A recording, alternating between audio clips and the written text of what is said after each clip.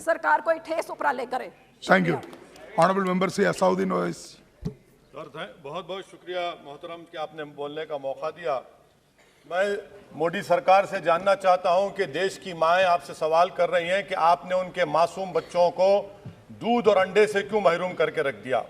देश का वो ट्रक ड्राइवर जो नौजवान है आपसे सवाल कर रहा है, उसकी आमदनी 2014 से नहीं बढ़ी मगर उसके खर्चे डबल हो गए।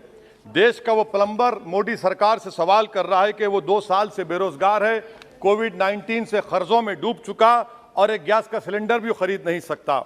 मोदी सरकार से देश की 50% आबादी जो नौजवानों की है वो उससे सवाल कर रही है कि हम 50% तो हैं मगर 28% बेरोजगार क्यों हैं, आपने हमारा मुकद्दर बेरोजगार क्यों बनाकर रख दिया।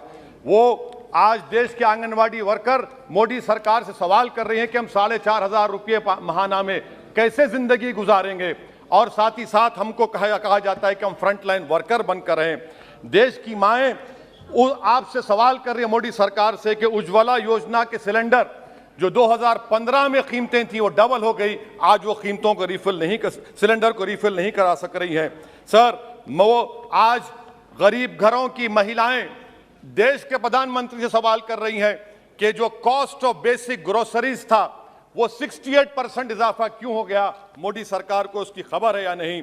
आज इस देश का मजदूर मोदी सरकार से सवाल कर रहा है कि 2015 से उसकी तनख्वाहों में सिर्फ 22% इजाफा हुआ है मगर price of essential food item से 50% इजाफा हुआ है। सर देश का गरीब जो आज भूखा सो रहा है वो देश के प्रधानमंत्री मोदी से पूछ रहा है कि मैं रात में और मेरे बच्चे भूखे सोते हैं मगर देश में 215 बिलियनर पैदा हो गए, कब तक गरीब का पैसा बिलियनर को जाएगा, वो गरीब मोदी सरकार से सवाल कर रहा है। देश का नौजवान मोदी सरकार से सवाल कर रहा है कि मैं खेतों में काम कर रहा हूं, मेरी तनख्वाह में इजाफा नहीं होता और मेरी उसमें इजाफा होता है।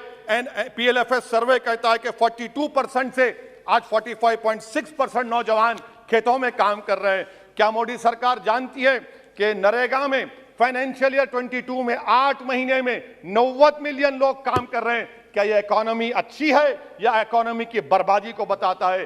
क्यों आपने अब तक 15 रियासतों को 4,700 करोड़ रुपये बकाया नहीं दिया मनरेगा? सर वहीं पर एक फौजी टूटे दिल के साथ देश के प्रधानमंत्री से पूछ रहा है कि आखिर आपने 8 साल में देश की इकोनॉमी को बर्बाद कर दिया, इसीलिए आपने अग्निवीर को लाया। आज वो सिपाही का दिल टूटा हुआ है जिसने अपनी जवानी चीन और पाकिस्तान के फौजों के खिलाफ आंखें डालकर खड़ा हुआ था। आपने इकोनॉमी को बर्बाद कर दिया और अग्निवीर देश के नौजवानों को मुकद्दर बनाकर देश की सुरक्षा से आपने खिलवाड़ किया है। देश के मासूम बच्चे जो स्कूल को जाते हैं देश के प्रधानमंत्री से पूछ रहे हैं कि प्रधानमंत्री जी आपने हमारे किताबों पर पेंसिल पर पेन पर 18% GST क्यों लगा दिया? सर देश के इकोनॉमिक एक्सपर्ट्स प्रधानमंत्री से पूछ रहे हैं कि हमने कानून बनाया कि कंज्यूमर प्राइस इंडेक्स 2 और 6% के दरमियान होगा, आखिर क्यों वो 7% हो गया? WPI 15% हो गया। सर देश के 40 करोड़ गरीब से गरीब देश के प्रधानमंत्री को खुलकर जवाब दे रहे हैं और पैगाम पहुंचा रहे हैं कि इन्फ्लेशन करप्शन के बराबर है। वो 40 करोड़ गरीब देश के प्रधानमंत्री से कह रहे हैं कि आपकी सरकार में और यूपीए की सरकार में कोई फर्क नहीं है, इन्फ्लेशन उनकी नजर में करप्शन है। सर देश के वो गरीब आदमी जो 95% FDs में डालते हैं वो देश के प्रधानमंत्री से पूछ रहे हैं कि आपकी सरकार के गलत फैसलों से 7% इन्फ्लेशन की वजह से वो 3.5% पर एनम उनको लॉस हो रहा है। सर वहीं पर देश के गरीब प्रधानमंत्री से पूछ रहे हैं कि हम आपकी गलत पॉलिसियों की वजह से आटा, बिस्किट, टूथपेस्ट कम खरीद रहे हैं।